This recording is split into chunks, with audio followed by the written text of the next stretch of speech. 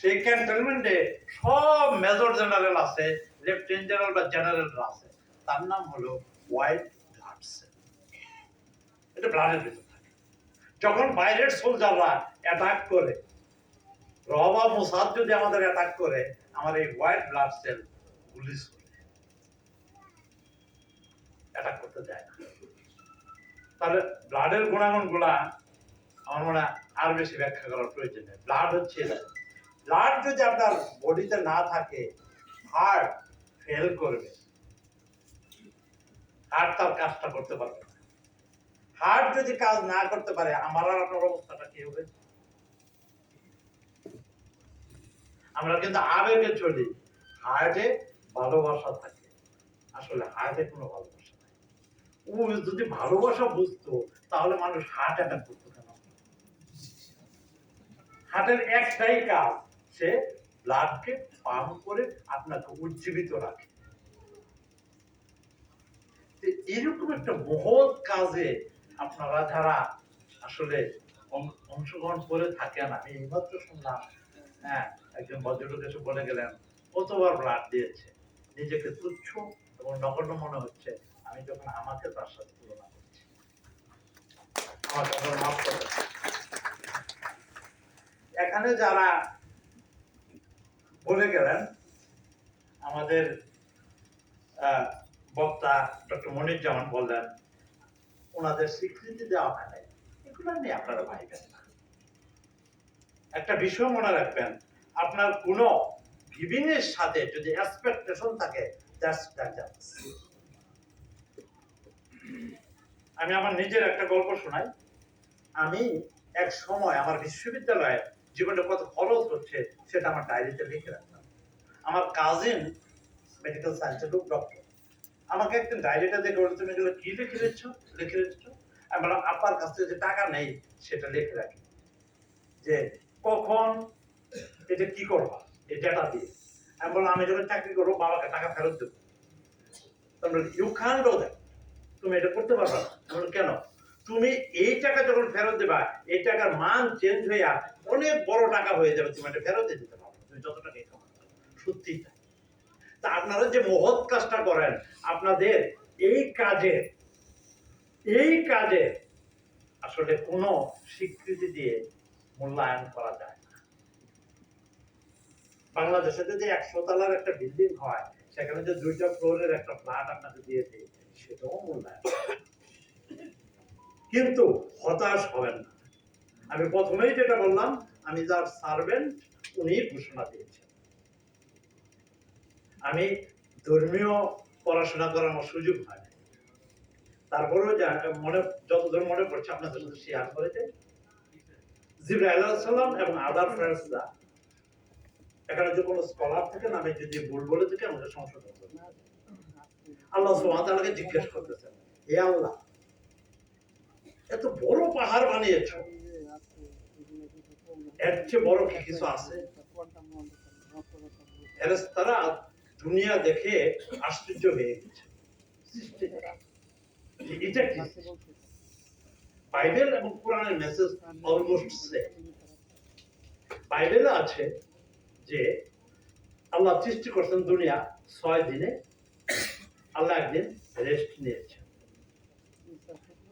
কোরআনে আছে আল্লাহ সৃষ্টি করছেন দুনিয়া 6 দিনে, আল্লাহ সুবহানাহু ওয়া তাআলা দুনিয়াকে একদিন দিয়েছে ঠান্ডা হওয়ার জন্য, কারণ পৃথিবীর সমগ্র পার তৈরি হয়েছে আগুন থেকে। যাই হোক, ফেরেশতারা দেখে, আপনারা ধর্ম নিয়ে কখনো কনফিউজ করেন না, আমি রিকোয়েস্ট করে গেলাম। সকল ধর্মের মূল লক্ষ্য স্রষ্টার কাছে পৌঁছা। 2 দিন আগে বেদ পড়তেছিলাম, বেদে একটা কথা বলে ভালো লাগলো, সেটা হচ্ছে তোমার নিজের পছন্দ তোমার ভাইয়ের পছন্দ। এরকম একটা হাদিস কিন্তু এসেছে, তুমি নিজের জন্য যা পছন্দ করো তোমার ভাইয়ের জন্যই তাহা পছন্দ করো। আসলে একই ধর্মগ্রন্থগুলো আছে, আমরা নিজেদের প্রভুত্ব জাহির করার জন্য এগুলোকে পার্টিশন করছি, এটা একটা অন্যায় কাজ। যাই হোক, যখন এই সৃষ্টি দেখলেন ফেরেশতারা আশ্চর্য হয়ে গেল, বললো যে পাহাড় এর চেয়ে কি কোনো কিছু শক্তিশালী আছে? আল্লাহ বলতেছেন আছে। ঠিক তেমনি এরকম সৃষ্টি নিয়ে প্রশ্ন করতেছে, হে আল্লাহ, তুমি যে আগুন তৈরি করছো, এর চেয়ে সৃষ্টি, এর চেয়ে শক্তিশালী কি কিছু আছে? বলছে আছে। বলছে কি? বলছে পানি। পানি এসে আগুনকে নিভিয়ে দিতে পারে। বলছে তাহলে পানির থেকে কি কিছু শক্তিশালী আছে? এটা একটু লম্বা, আমি সংক্ষেপ করছি। আছে বাতাস। বাতাস যখন শুরু হয়, এই পানিকে পুরোটাই উড়ে নিয়ে চলে যায়। আপনারা টর্নেডো দেখেছেন, পানি চলে যায়। এইভাবে যখন কন্টিনিউ কথা হচ্ছে, তখন বলছে তার চেয়ে কি তুমি কোনো সেরা কিছু সৃষ্টি করেছো দুনিয়াতে? বলছে করেছি। তার চেয়ে সেরা সৃষ্টি হলো একটা বিশেষ শ্রেণীর আদম সন্তান। এই আদম সন্তান কারা? তারা যাদের ডান হাত দান করে বাম হাত পর্যন্ত যান না। তাই আমি বলবো, এই যে আপনারা যারা ব্লাড দান করেন, আপনাদের স্থান তো অনেক উপরে। অতএব আপনি চাবেন না কিছু স্রষ্টার কাছে। ব্লাডের মেডিকেল সিগনিফিকেন্স গুলো আমরা একটু মনে রাখবেন। আমি কিন্তু মেডিকেল সায়েন্সের লোক না, আমার কথাগুলো যাচাই বাছাই করে দিবেন। আপনারা জানেন আমরা এখানে সবাই অ্যাডাল্ট, আমার মিসেসও এসেছেন, হ্যাঁ, আমাদের ভাইয়েরাও আছেন এখানে। আমাদের ছেলেদের ব্লাডের কোনো চেঞ্জ হয় না, মেয়েদের ব্লাডের চেঞ্জ হয়। এটা কিন্তু খুবই অ্যাডভান্টেজ আছে। মেয়েরা দেখবেন মাল্টি টাস্কিং এ খুবই ভালো। একদিকে ঘর সামলাচ্ছে, রান্না করছে, স্বামীর জন্য নাস্তা তৈরি করছে, স্বামীর কি ড্রেস হবে সেটা বলে দিচ্ছে, দুপুরে কোন খাবারটা কোন টিফিন বক্সে দিচ্ছে সেটা বলে দিচ্ছে, এভরিথিং করতেছে। আমরা কিন্তু এক কাজ করতে দ্বিতীয় কাজটা করলে আমাদের মাথা গরম হচ্ছে, একটা ধমক দিয়ে দিই। এটা সৃষ্টির শুরু থেকে এরকম ছিল। ছেলেরা যখন শিক্ষা থেকে চাকরি ছিল না, ছেলেরা সকালে বাইরে যেত, যায় বনের ভেতরে একটা ছাগল বা একটা পিগ মারতো, ওটা কাঁধে করে নিয়ে আসতো, নিয়ে এসে বাড়ির ধুম করে ফেলাই দিত। ওয়াইফ, এই ভদ্র মহিলা কাটা ছাড়া রান্না বান্না করে ওই ভদ্রলোককে ধরে ফেলাই দিয়ে ঘুমাই গেছে, তারা ডাইকিয়া সোয়াগ করে খাওয়াই দিত। মেয়েরা শুরু থেকে এরকম। যে এই মেয়েদেরকে আল্লাহ সুবহানাহু ওয়া তাআলা একটা নিয়ামত দিয়েছে, সেটা হলো ওনাদের ব্লাডটা চেঞ্জ হয়। এই যে ব্লাডটা চেঞ্জ হয়, এই কাজটা কিন্তু ডোনাররা করে। আপনি যখন ডোনেশন করতেছেন, আপনার ব্লাড কিন্তু চেঞ্জ হচ্ছে। আর আমরা যারা ডোনেট করছি না, তাদের কিন্তু চেঞ্জ হয় না। মেয়েদের ব্লাড চেঞ্জ হওয়ার মেলা সিগনিফিকেন্স আছে, লম্বা সময় লাগবে, একটা বলে যায়।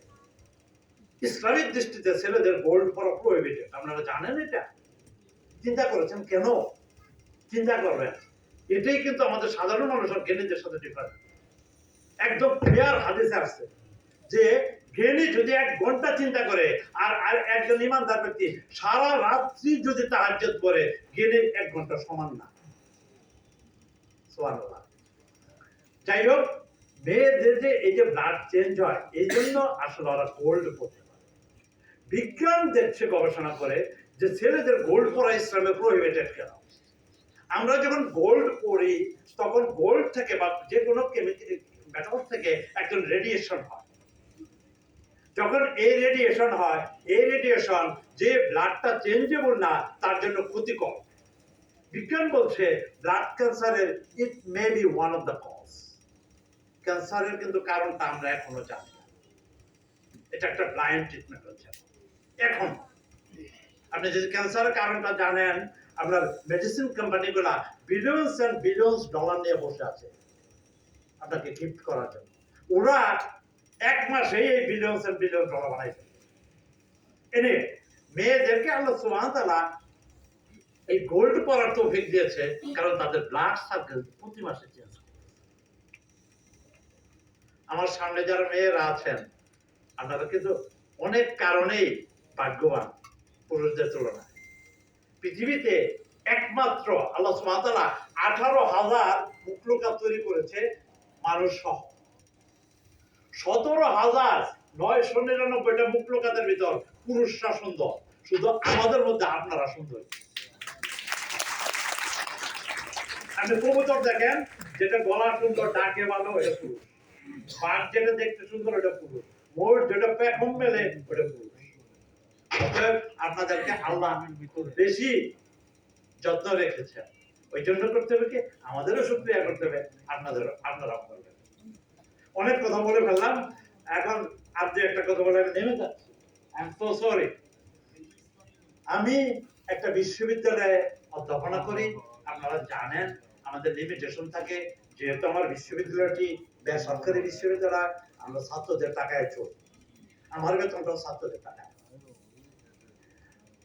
আসলে এমন একটা পরিবেশে মন চাচ্ছে উদার করে কিছু দেই। তারপরেও আমার বিশ্ববিদ্যালয়, আমরা এগুলো বিশ্বে বিরল যে বিশ্ববিদ্যালয় সরকারকে ট্যাক্স দিতে হবে। আমাদের বাংলাদেশে অনেক কিছুই আছে যেগুলো আমাদের করতে হয়। আমরা আমাদের ছাত্রদের টাকা থেকে ট্যাক্স দিয়েও থাকি। যে সেক্ষেত্রে আমরা হয়তো চেষ্টা করব, যদি মিনিমাম ফাইন্যান্সিয়াল কোনো ইভেন্টে আপনাদের কন্ট্রিবিউশন করার সুযোগ থাকে আমরা করব। আর যে কাজটা আমরা করতে পারবো, আপনাদের এইরকম বসার মিটিং করার রুম আমাদের আছে, আমাদের গ্রাউন্ড। আমি জানি আপনাদের যেহেতু এটা নিজস্ব প্রপার্টি না, সেই ক্ষেত্রে আপনারা আমাদের গ্রাউন্ড যদি কখনো ইউজ করতে চান আমাদের জানাবেন, আমরা ইনশাল্লাহ ফ্রি অফ কস্ট।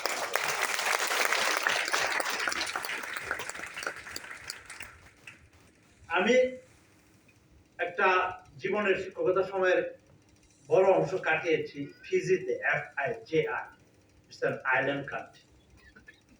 ওরা আইল্যান্ডের দিক থেকে ওয়ান অফ দ্য রিচেস্ট, 333টা আইল্যান্ড আছে। ওখানে একটা চ্যালেঞ্জ হলো যে আমরা মূলত 2টা আইল্যান্ডে তারা বসবাস করে, বাকি আইল্যান্ড গুলা ট্যুরিজমের জন্য রিসোর্ট হিসাবে ইউজ করা হয়। ওখানে একটা চ্যালেঞ্জ হলো আপনার যে এক আইল্যান্ড থেকে আরেক আইল্যান্ডে কিছু নেওয়া। গভর্নমেন্ট অথরিটি, হেলথ মিনিস্টার থেকে ডাইরেক্টর সাহেব একবার আসলেন আমার কাছে, যে আমাদের একটা চ্যালেঞ্জ হলো, আমাদের যখন এক আইল্যান্ড থেকে আরেক আইল্যান্ডে ব্লাড লাগে, সে সময় আমাদের খুব প্রবলেম হয় ব্লাড পাঠাইতে। অ্যাক্সিডেন্ট হলো বা কিছু হলো, তখন ব্লাড লাগে। এটার কি সলিউশন? তখন আমরা তাদেরকে একটা সলিউশন করে দিয়েছিলাম, ড্রোন ইউজ করে। ড্রোন দিয়ে এক আইল্যান্ড থেকে আরেক আইল্যান্ডে দ্রুত ব্লাড পাঠাইতে হবে। এই কাজটি আমার কাজ, আমি আপনাদেরকে সেটাও অফার করে গেলাম। আপনারা জানেন বাংলাদেশটা আমাদের বিউটিফুল কান্ট্রি, ছোট্ট দেশ, সুন্দর দেশ। তারপরেও এই যে বিভিন্ন জায়গায় স্টোরেজ বানানো ব্লাডের জন্য চ্যালেঞ্জিং, পাওয়ার একটা বিরাট সমস্যা। আপনারা যদি ঢাকা কেন্দ্রে কিছু করেন, আমাদের বাংলাদেশের এক প্রান্ত থেকে আরেক প্রান্তে ড্রোন দ্বারা ব্লাড পাঠাতে খুব বেশি সময় লাগবে না। যদি আপনারা মনে করেন এই টেকনোলজি আপনাদের দরকার, আমার বিশ্ববিদ্যালয়ে সেই ক্যাপাসিটি আছে, ইনশাআল্লাহ ফ্রি অফ কস্টে আপনাদের পেতে পারেন।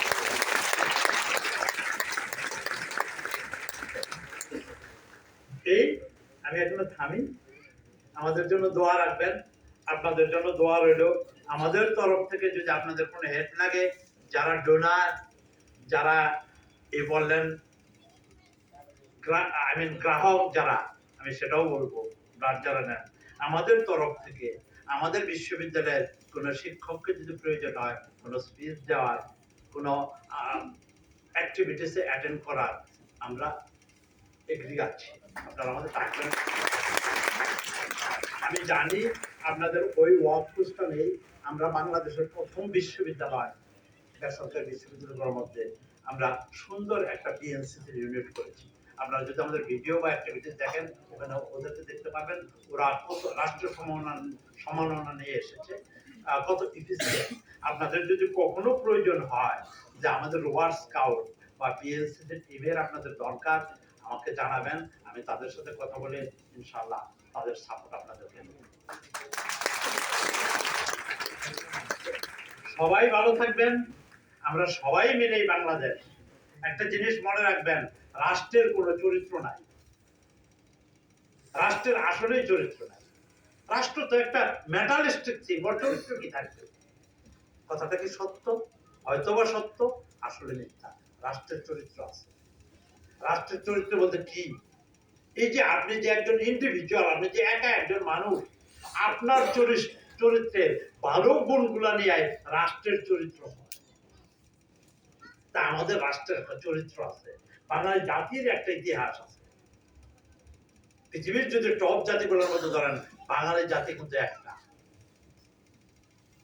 সারা বিশ্বের মধ্যে অঞ্চল ভিত্তিক যদি নোবেল চিন্তা করেন, এশিয়া মহাদেশের মধ্যে যে প্রথম নোবেল পেয়েছে সে কিন্তু বাঙালি সন্তান রবীন্দ্রনাথ।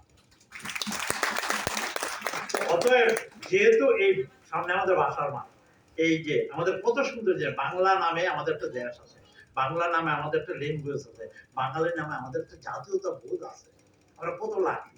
তো সবাই মিলে, ডোনার এবং গ্রহিতা সবাই মিলে আমরা ভালো চরিত্রের অধিকারী হই। আমি আমাকেও স্মরণ করে দিচ্ছি, তাহলেই দেখবেন একটা সুন্দর বাংলাদেশ যেটা পৃথিবীতে এক্সাম্পল হবে। সেই প্রত্যাশা রেখে আপনাদেরকে আবারও ধন্যবাদ জ্ঞাপন করে আমি আমার বক্তব্য শেষ করছি। ভালো থাকবেন। আসসালামু আলাইকুম।